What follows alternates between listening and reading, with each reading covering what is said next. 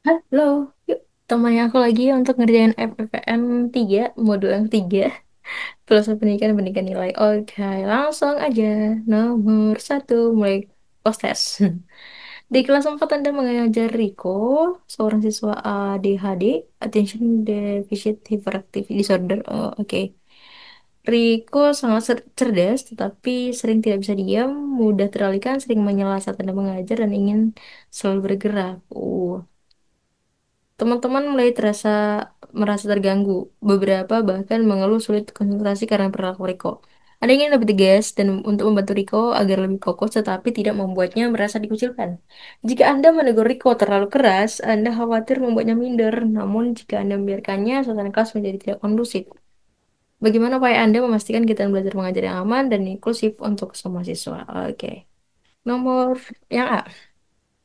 Berikan tugas tambahan yang Riko sukai agar dia bisa lebih tenang dan suasana kelas lebih kondusif, lalu menghimbau para siswa untuk lebih memahami dan memahami kondisi Riko yang berbeda. Yang B, memberikan arahan dengan halus dan menyelesaikan Riko secara langsung saat dia menyelam pelajaran. Oke. Kalau bisa ada yang tetap muka ya. Yang C, membuat kesempatan dengan Riko untuk lebih kondusif di dalam kelas. Apabila dia mulai terganggu, Riko dapat keluar kelas sejenak. Wah, ini nggak inklusif nih untuk Rikonya kalau dia harus keluar kelas ya. Yang dia berdiskusi dengan Riko untuk memahami kebutuhan belajarnya, lalu menjelaskan kepada para siswa lain tentang kondisi Riko agar mereka lebih memahami kondisinya. Oh, oke, ini lebih oke Bapak Ibu. Jadi diskusikan Riko sebenarnya butuhnya apa gitu, dan nanti memahami lagi, eh, dijelaskan lagi kondisinya ke teman-temannya gitu. Oke, langsung lanjut. Nomor 2, Pak Wahyu, guru bahasa Indonesia. Seorang pendidik yang selalu berusaha menjaga keadilan dalam penilaian dengan tegas. Suatu hari, Ayu, siswi yang dikenal cerdas sakti, meminta kesempatan untuk mengumpulkan tugas akhir semester yang seharusnya sudah dikumpulkan beberapa hari lalu. Pak Wahyu menanyakan alasan keterlambatannya, namun sangat jarang Ayu bersifat demikian. Karena sangat jarang, Ayu menyatakan bahwa keterlambatan ini sebuah kondisi keluarga yang mendesak. Pak Wahyu ingin memberikan kesempatan, tetapi ada dilema yang beliau rasakan. Beberapa siswa lain di kelas ada yang terlambat mengumpulkan tugas dan meminta pelonggaran Pak Wahyu, tetapi ditolak karena tidak sesuai dengan kesepakatan. Tenggat waktu pengumpulan tugas dan Pak Wahyu belum sempat menggali penyebab keterlambatan mereka. Bagaimana sebaiknya Pak Wahyu mengatasi dilema ini? Oke. Yang A, tidak memberikan kesempatan kepada Wahyu dengan memberikan penjelasan lebih personal, mengingatkan seluruh kelas bahwa kesempatan harus disepakati. Yang B, menolak memberikan kelompok kepada Ayu karena sudah ada usul yang tolak sehingga aturan yang ada harus ditetapkan secara konsisten tanpa pengecualian. Yang C, memberikan kesempatan kepada Ayu tapi kali itu saja dan meminta Ayu untuk menyampaikan alasan lebih rinci tentang kondisi yang dialaminya. Yang C, yang D, memberikan kesempatan bagi beberapa eh, siswa yang terlambat dan menjelaskan alasannya lalu membuat diskusi kelas untuk menemukan solusi yang adil. Yang E, tidak memberikan kelonggaran bagi Ayu dengan penjelasan yang empatik, lalu mengajak semua siswa meninjau ulang kesepakatan kelas mengenai kesempatan pengumpulan tugas. Oke, harusnya yang E ya.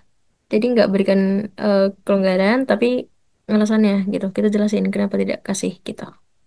Oke, dan ditinjau ulang lagi tentang kesepakatan. Oke, lanjut nomor berikutnya. Brina, guru kelas 4, sedang mengoreksi ulangan bahasa Indonesia para siswa. Saat memeriksa bagian esai, ia menyadari ada lembar jawaban yang milik siswa yang sangat mirip, bahkan kata-katanya pun sangat identik. Setelah diselidiki, bahkan setelah diselidiki, ternyata salah satu dari mereka menyontek saat ulangan berlangsung. Gurunya tadi menanamkan nilai kejurusan ini, ingin menanamkan dengan cara yang tegas dan mendidik, tapi ia juga khawatir apabila kasus ini dijadikan pelajaran akan membuat siswa yang melakukannya merasa mulai kehilangan kepercayaan diri. Sisi lain, ia tidak ingin membiarkan tindakan tersebut dianggap hal biasa. Mengatasi situasi tersebut, apa yang eh, upaya yang perlu dilakukan Bu Rina? Oke, harusnya ngapain nih? Oke, yang A, memberikan kesempatan pada siswa yang bersangkutan dengan mengulang ujian dengan soal yang berbeda dengan pendampingan. Oke, ini tadi siswanya itu ada 2 orang ya, yang jawabannya persis sama. Yang B, menceritakan masalah kejujuran siswa di dalam ulangan tanpa menyebutkan nama. Yang C, memfasilitasi mereka untuk merefleksikan kesalahannya. Oke, harusnya ini lebih oke ya. Dan memberikan konsekuensi nilai yang adil agar tidak mengulangi, lalu merancang program pelestarian untuk menanam nilai kejujuran secara rutin. Oke, berarti ini yang paling oke. Lanjut nomor 4.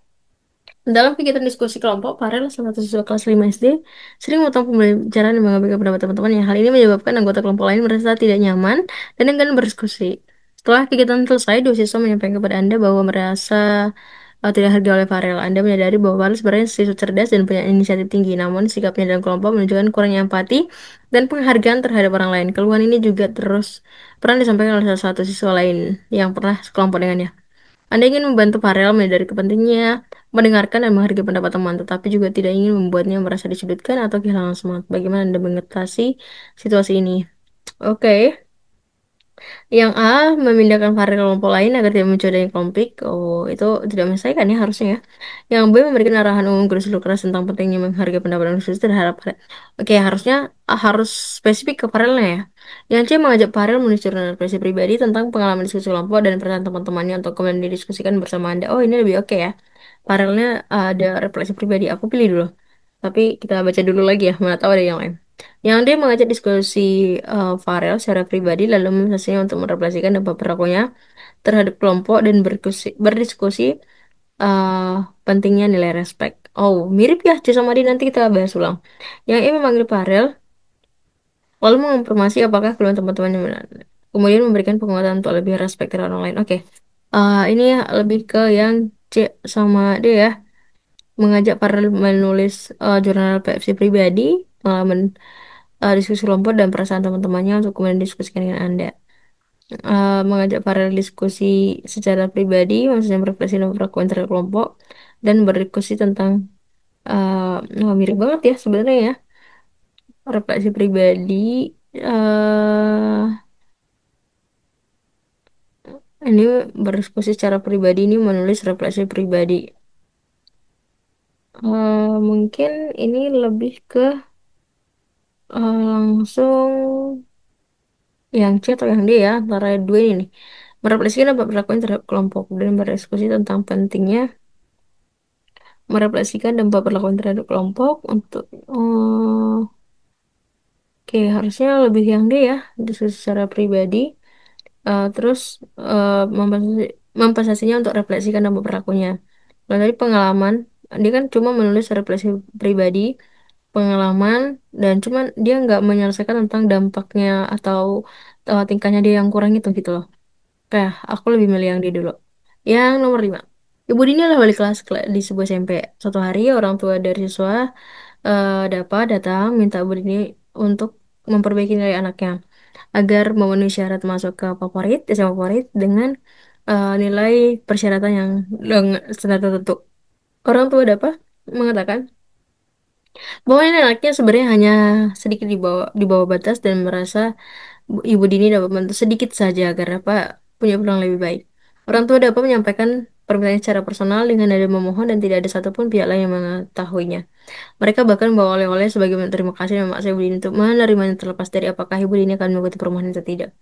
Ibu Dini ingin menjaga hubungan baik dengan orang tua, tetapi juga menyadari bahwa permintaan tersebut berpotensi melanggar kode etik sebagai pendidik. Jika Anda Ibu Dini, bagaimana Anda menyikapi situasi tersebut? Oke, yang A memahami harapan orang tua, tapi Anda tidak dapat mengikuti permohonannya lalu mengajak berdiskusi tentang potensi sekolah alternatif sesuai dengan kemampuan Anda. Oke. Lumayan oke juga ini ya. Yang B menyampaikan penolakan permohonan dengan sopan dan menjelaskan bahwa perubahan nilai tanpa dasar yang objektif bertentangan dengan kode etik dan keadilan bagi seluruh siswa. Oh, ini pas juga nih. Aku langsung pilih yang ini dulu. Karena eh kalau masalah tentang sekolah alternatif nanti bisa dicari ya sebenarnya. Eh, tapi harus langsung menyampaikan permohonan tapi dengan sopan. Mempertimbangkan untuk menaikkan, oh tidak. Mempertimbangkan untuk meningkatkan, menyampaikan bahwa Anda tetap menilai secara detail dan tidak mengubah nilai apapun, tapi tetap menerima oleh-oleh. Oh, oke. Berarti lebih ke yang B ya. Oke, karena tadi udah percaya diri, langsung kumpulkan aja. Oke, dapat 25 per 25. Oke, semoga ini bisa jadi bahan belajar saya dan juga Bapak Ibu, dan semangat untuk ke selanjutnya dan juga termasuk dalam mendidik anak-anak. Oke, sampai ketemu lagi. Jangan lupa di subscribe, like, dan di komen.